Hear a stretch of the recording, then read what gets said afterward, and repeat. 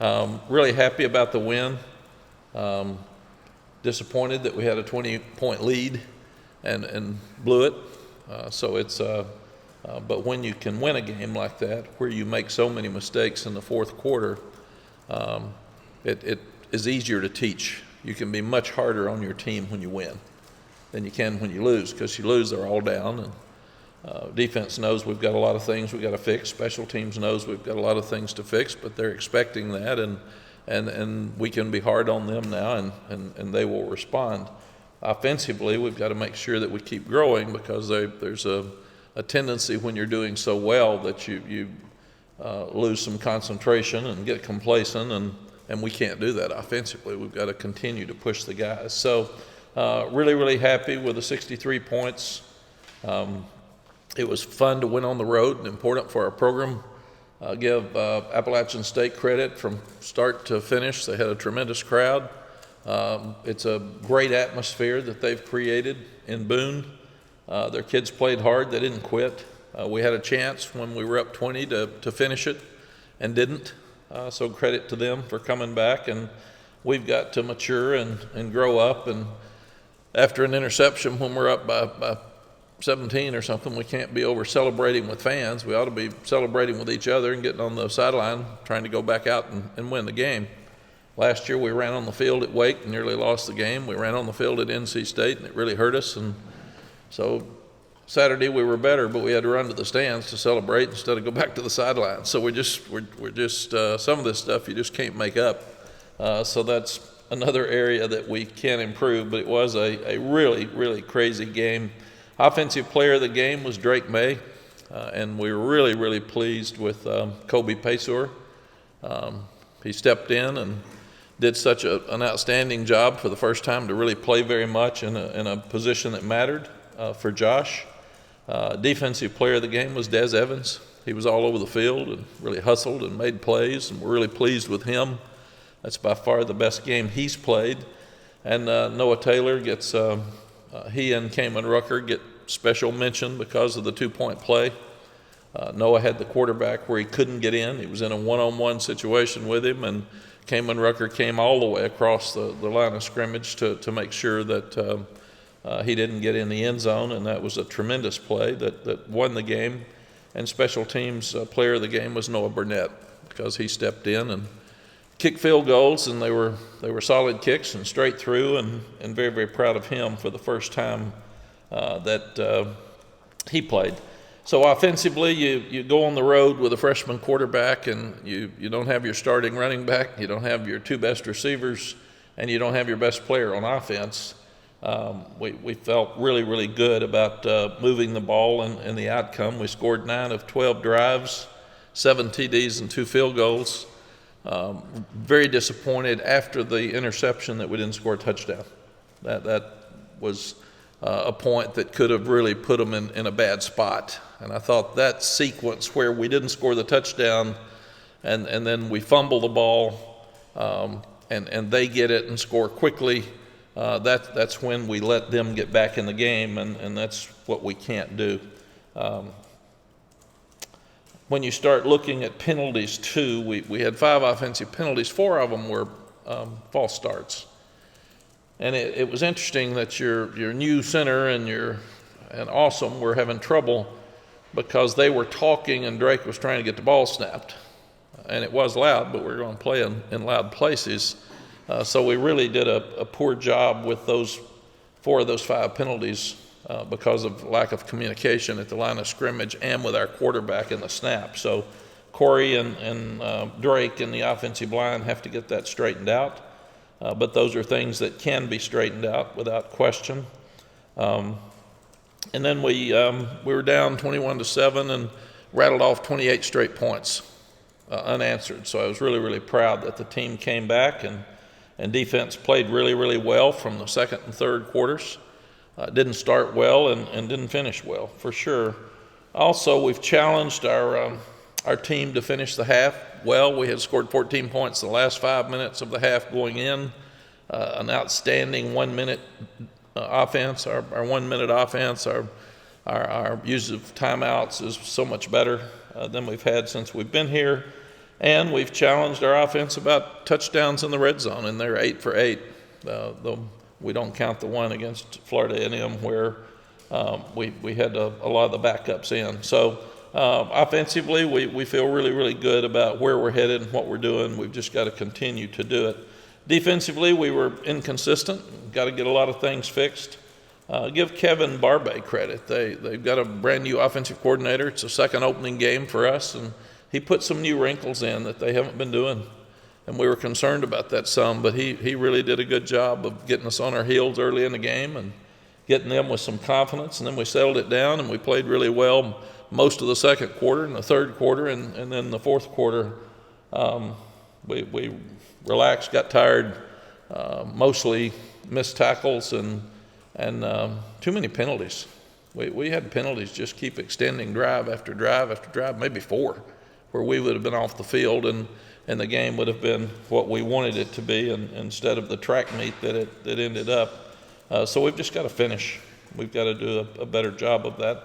We've worked so much more on red zone and situations, both sides, and 2-point plays, both sides, onside kick, both sides than ever, because we felt like those are things we didn't do well last year. I'm not sure last year's team could have won this game because the guys had to step up and make plays on 2-point plays. We scored a 2-point play. We defended 2 2-point plays, and we got 2 onside kicks. So we're getting a lot of situations that most people don't get for a year, and we're getting them in the first 2 weeks, and we've improved a lot in that area. But 7 penalties on defense is just ridiculous. That's too many. We've turned some of them in. It's hard to sit here and talk to you all about penalties when they won't let us.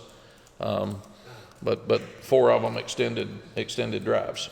So obviously it really, really hurt us, and it's something that we've got to do a better job.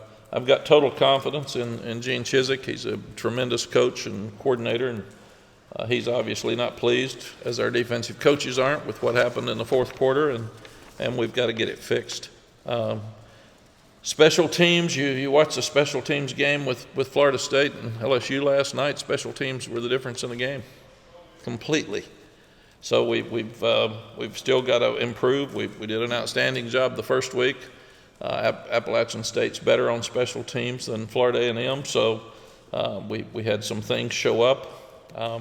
We have a freshman come off the bench and taunt a guy after the onside kick, which is ridiculous. It's the only play he had all day, and he wasn't in the game, so we've gotten that straightened out, but I'm really disappointed in the way he acted and the way he responded. And again, we got to grow up. Got to be more mature than that. And he was taunting a guy's laying on the ground. I mean, it's just ridiculous. It's not classy. It's not who we are and not who we want to be. And then we kept keeping App State alive. It means we got a penalty on the kickoff, and game should be over, and we kick off and then didn't cover the kickoff well, let them return it to the 45 and have 2 shots in the end zone. We recovered both onside kicks and did a really good job with it. We should have gone down after the first one. The game's over, so we just couldn't help ourselves. We just kept trying to give it away and give it away and give it away. So, but proud that we won, and never seen a game with as many teachable moments. So we will be better in a lot of areas next week and still 2-0. Georgia State, they beat Tennessee in 2019, 38-30. Auburn, they had on the ropes till the last drive of the game last year.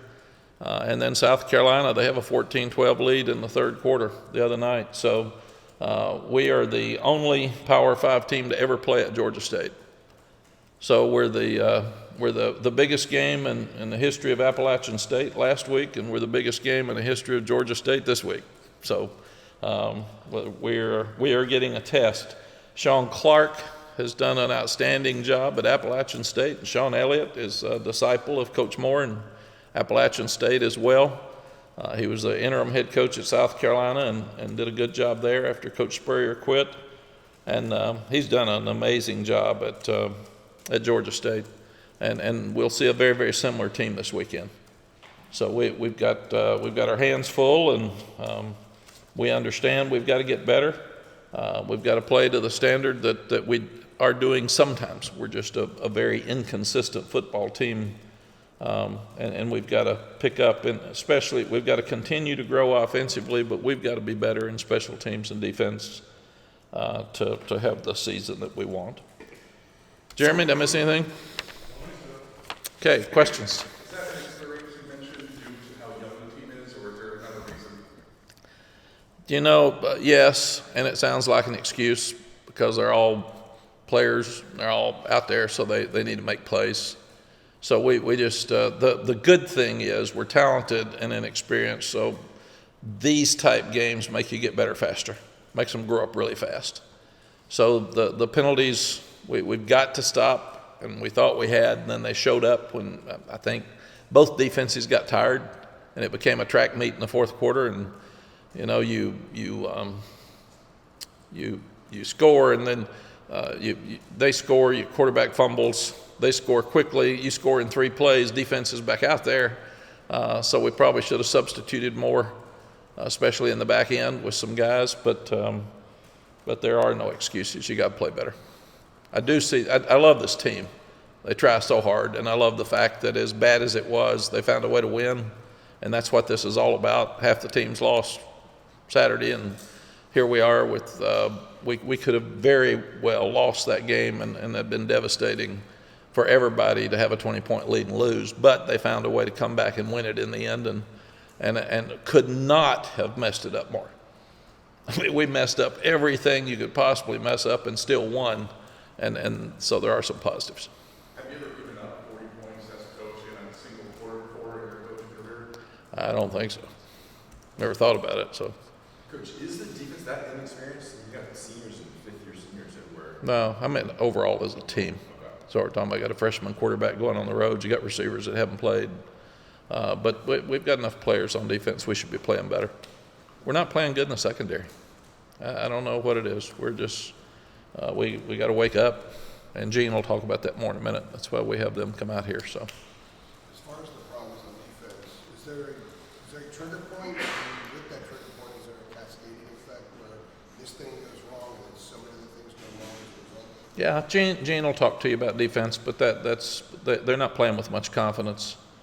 And I would say they're more inconsistent. They played really well for some of the game, but we said you got to stop the run. We gave up 288 yards rushing.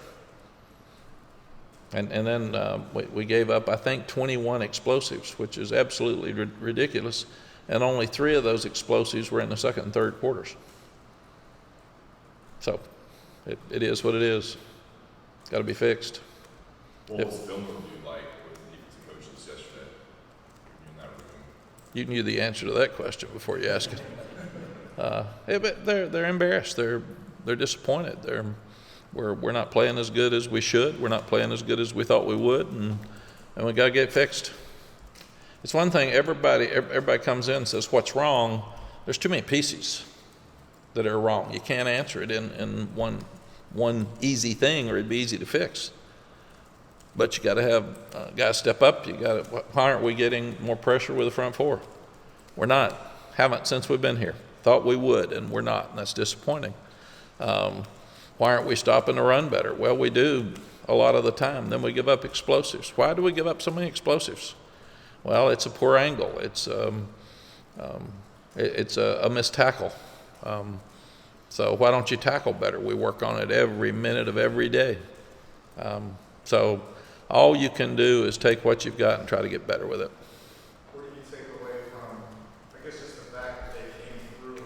You give up 61 points, but you come through in these incredibly important moments, literally the game ends at the goal line. And what do you take away from that?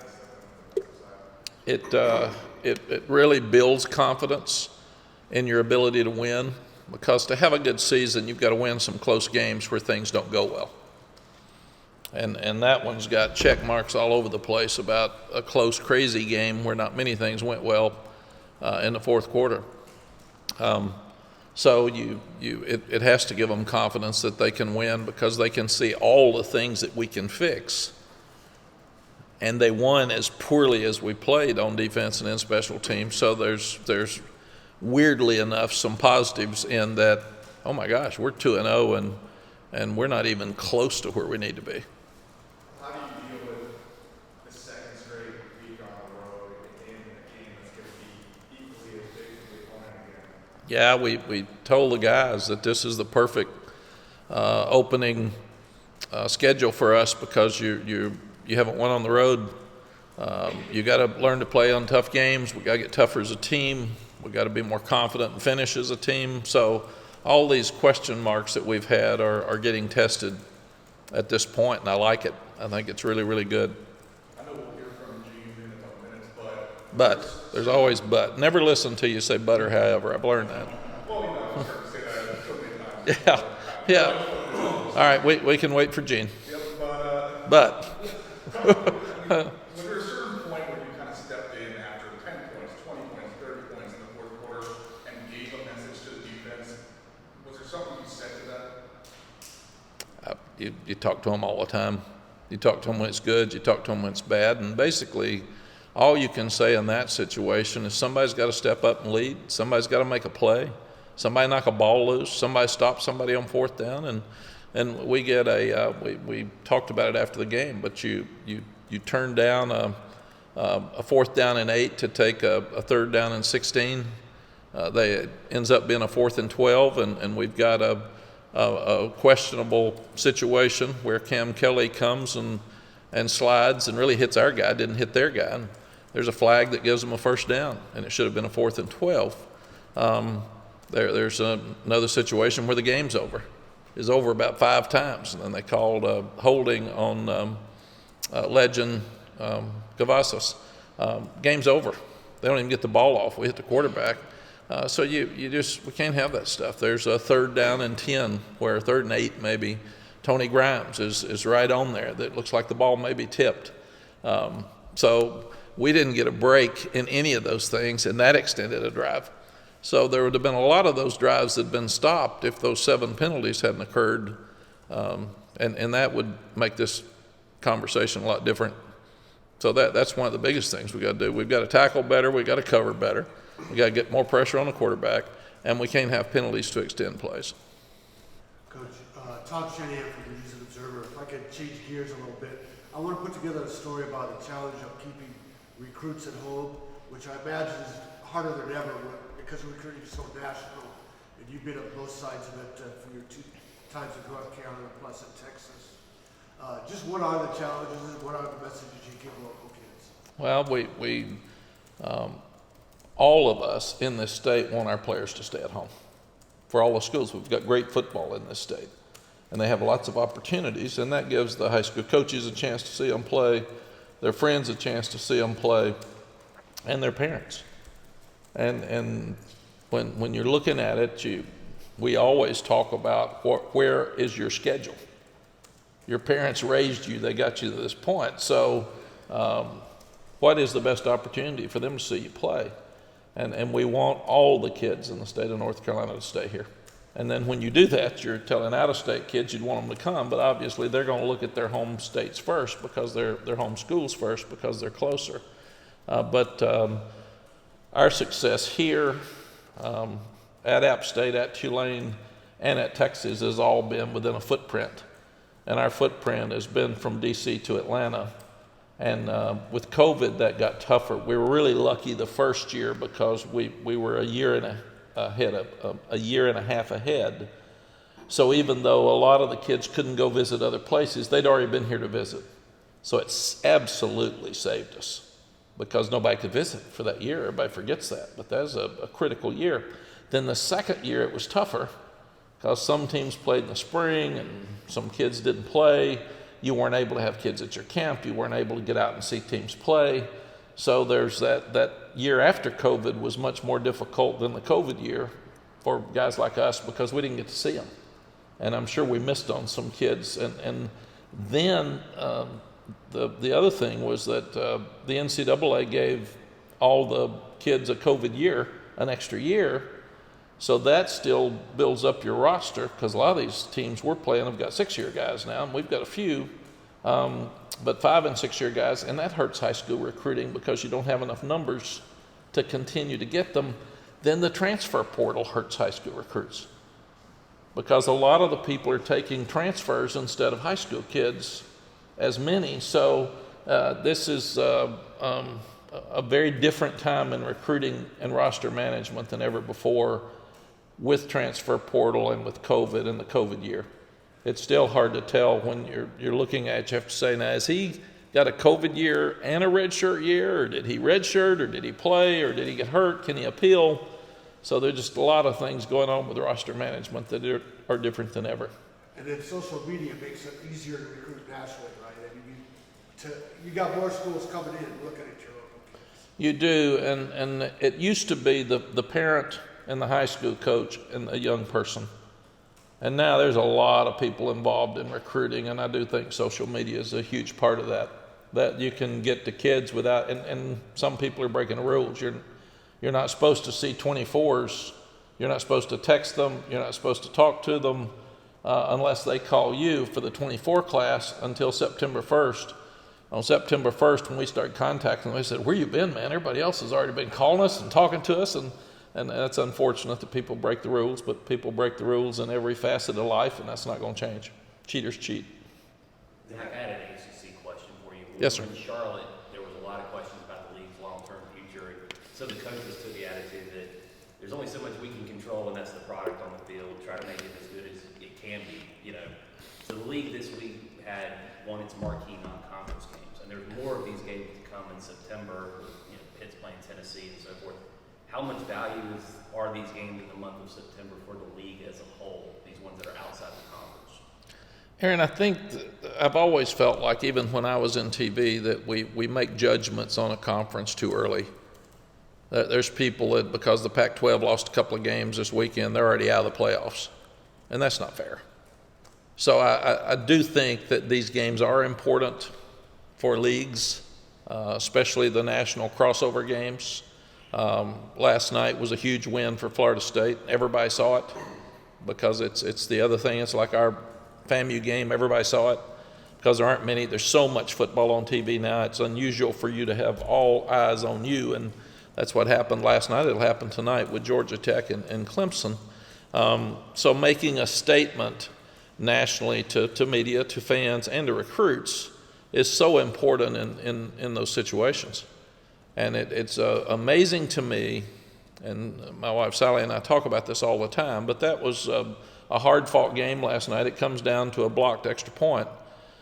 And the LSU people are all mad, and the Florida State people are all happy, and it's 1 point with one kick. So it's just like us. People are mad about, the people that want to be mad are mad about our defense. People that won't be mad are mad about our special teams, but it's a whole lot better when you win than you lose. And it's just amazing. It shouldn't be that way. We should applaud both teams last night for playing so hard, and those kids fought.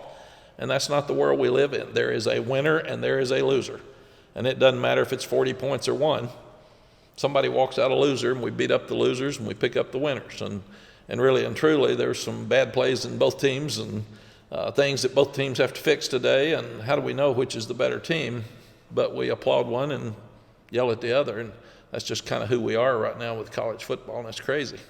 Matt, I wanted to ask you just about the defensive stuff, but like in terms of your approach overall as the leader of the program, the CEO, like it's 2 games in. Do you try to take a positive approach with Gene and those guys and say, like, we play 2 games here, or you try to make a hard line type thing, with all that sort of went wrong Saturday? Like, what is your approach from an overall perspective on trying to help that improve? You do both. You pick up your team because you found a way to win a game. You pick up your team because they played really well on defense in the second and third quarter, and that's who we can be. And then we have a thing we call Accountable Sunday. And we show the plays that somebody absolutely messed up, and we say, you missed this tackle in this situation. If you make that tackle, they're off the field. You've got to cover better than this. I mean, you're there. Man, turn and hit the ball. Knock the ball down. With coaches, I do both. This is good. This is unacceptable. We can't do this and be the program that we want to do. program that we want to be.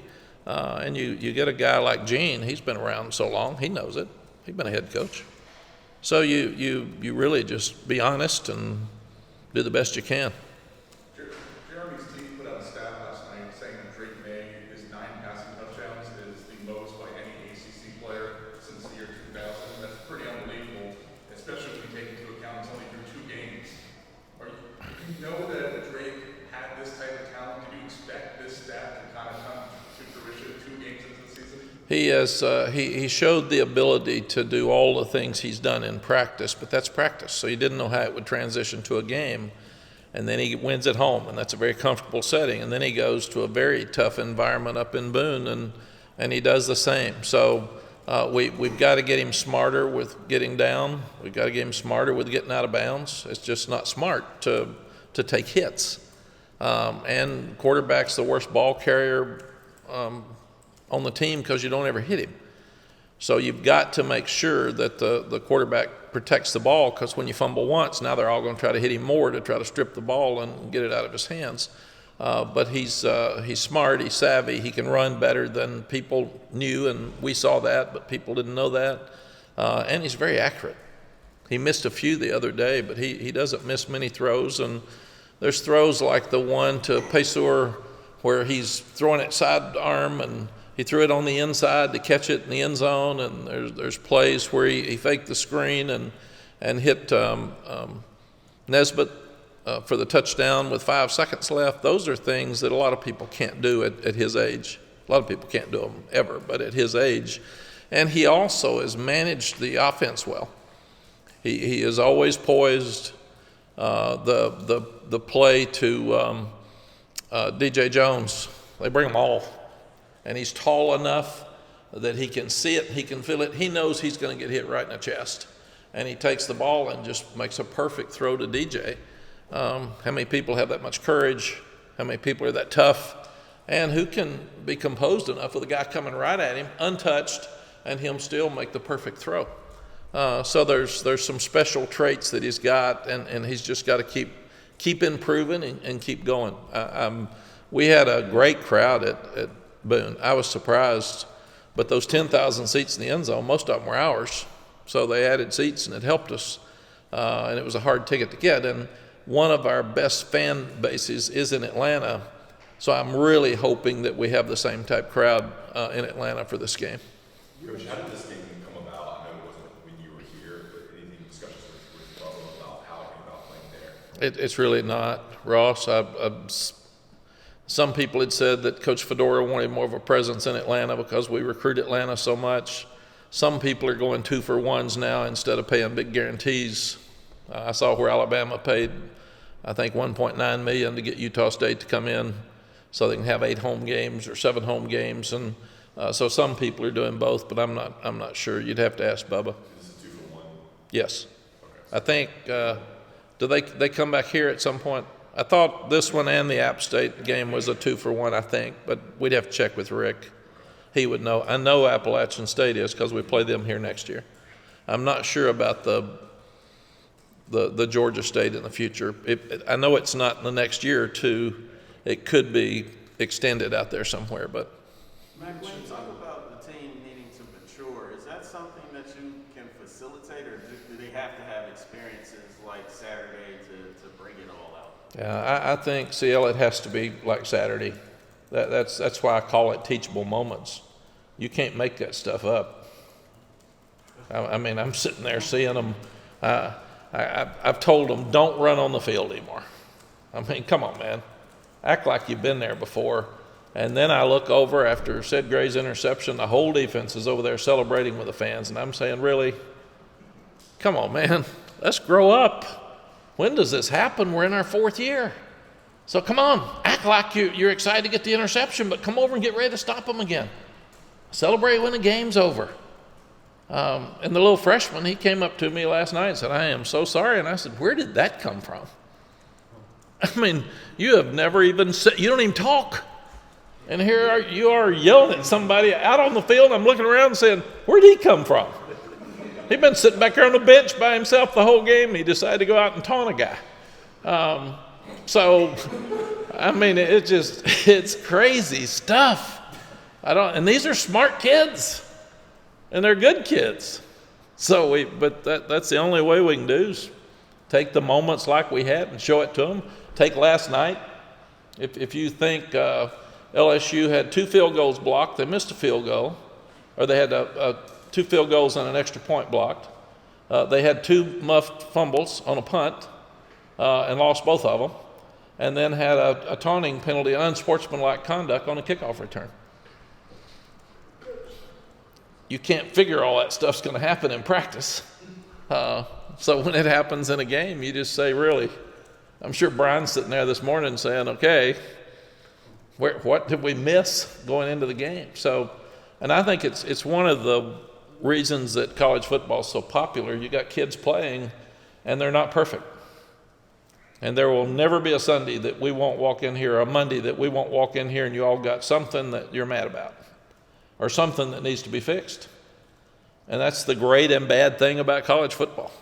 It is a bunch of kids running around playing hard on national TV with a lot of pressure against each other, and some respond well and some don't. And the ones that respond the best over time win. And we just got to keep working until ours get better. You mentioned Saturday after the game, the Baylor game in Texas at 58-54. What did that Texas defense do after that? And if it played well, do you draw on something like that and show these kids, here's a first-hand experience I have, and maybe use that as a way to infuse a little bit of confidence? Yeah, I think number one game doesn't carry over to the other anymore. I used to think it did.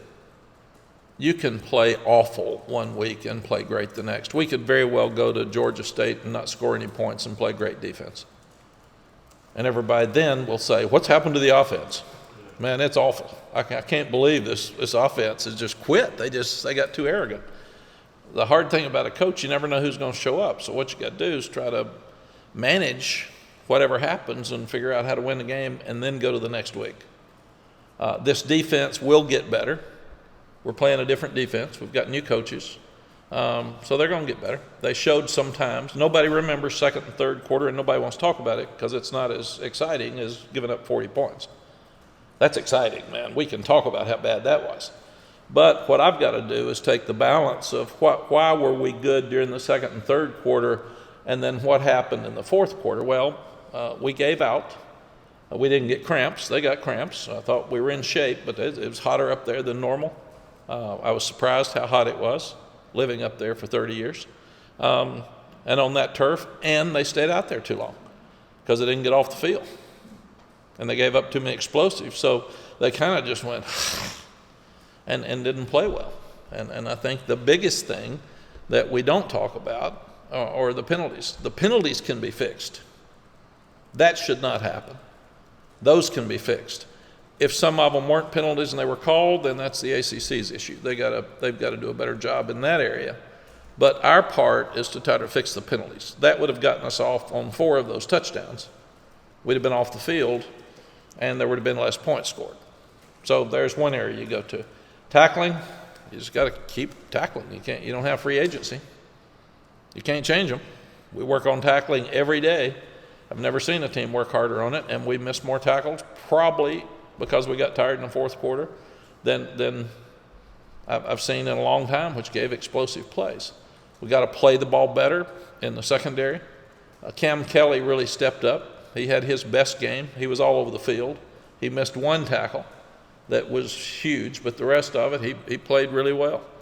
So we've got to get those guys to play better. And they will play better because they're disappointed, and there's so much emphasis on what they messed up. And nobody will give them credit for second and third quarter, so we will. We'll show them what you did that worked, and then where did this guy come from? How can we have this where you played really well, and then you go from there to nothing?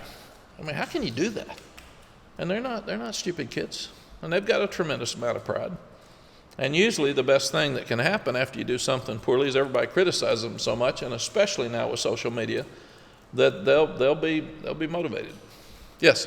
Sorry, we're not going to go there. Sorry, before you cut you off, I just wanted to ask, what was like that Sam Howell there for that game, helping out Ray? He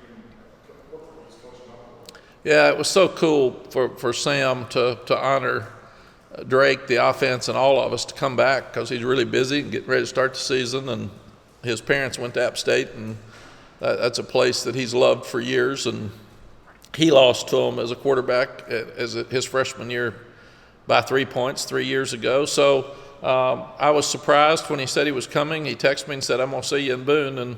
And I thought it was really, really good. And I thought it was fitting that Drake ran one of the touchdowns in. And I think he hugged or chest bumped Sam when he got to the end zone. So that was a cool moment.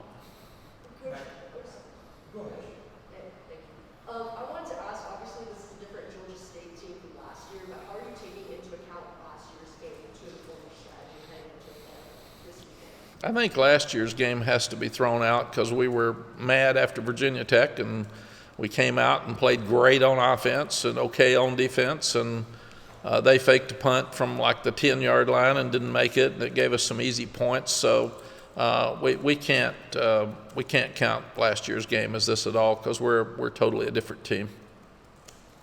Mac, by the way, it was 4 straight stops for your defense if you need that stat to roll out there. Thank you. Well, I haven't been asked about the 4 straight stops, so thank you. just keep reading. Thank you.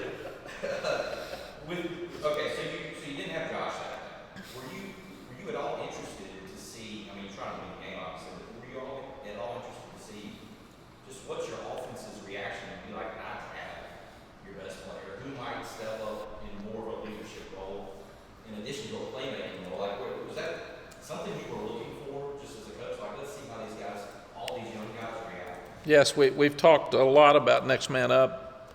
We've talked a lot about everybody has got to practice to a standard because your time's coming. We've told Jacoby you're one play away. So it sounds like a cliche, but it's really real. And when we lost Antoine Green, that's devastating for him. He's been hurt, and then he's missed half his season. When we lost British, it was awful for the team. They love British Brooks, probably more than anybody on the team. And he's probably the best leader. And it was awful. And we talked about, we all have bad things happen in our life. We can't control what happens to us, but we can control how we handle it. So we've all got to handle it. We've all got to pull together and help each other. Tylee's situation this spring was one day he has a sore back in the elevator, and the next day they say he's got stage 4 cancer. That grabs us. I mean, that touches all of us because we know that could happen to us or our families at any moment. So we've constantly talked about next man up. Take care of the ones that are hurt. That's family. You lift them up. You don't beat them down.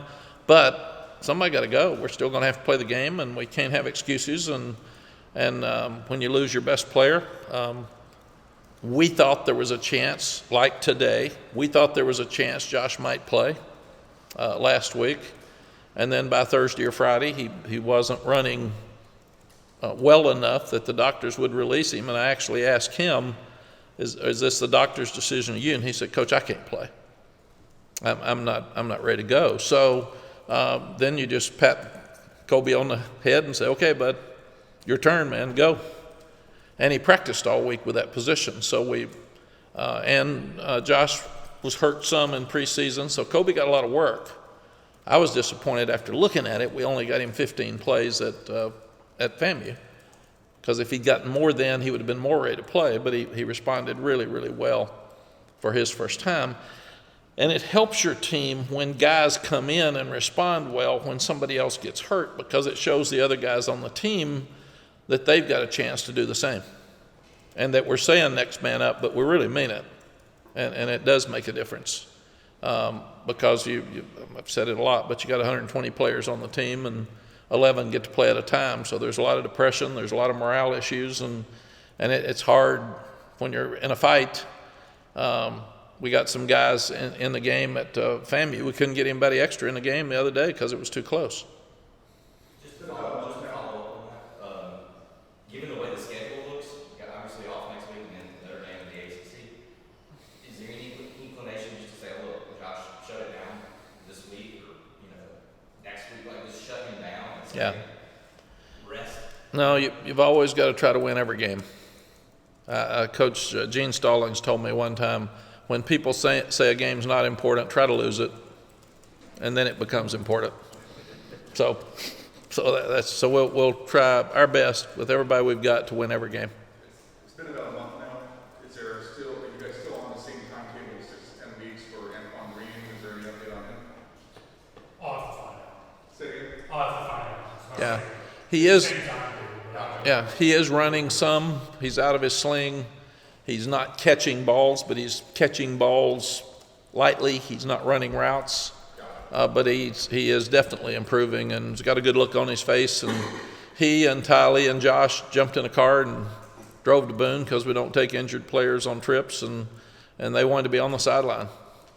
So good for them. Coach, I just wanted to go back and ask about Kobe's performance. What in particular stood out to you, and if anything surprised you about what he's able to do? The biggest thing about Kobe is he looked like he'd been there before. He looked very comfortable. He ran the right routes. He caught all the balls. He got out of bounds in a 1-minute situation when he should. He kept his composure. He made a great catch on kind of a back shoulder throw in the end zone. So he just looked like he had played before, and he hadn't. All right, man. Thank you all. Thanks, Coach. I will see you Wednesday.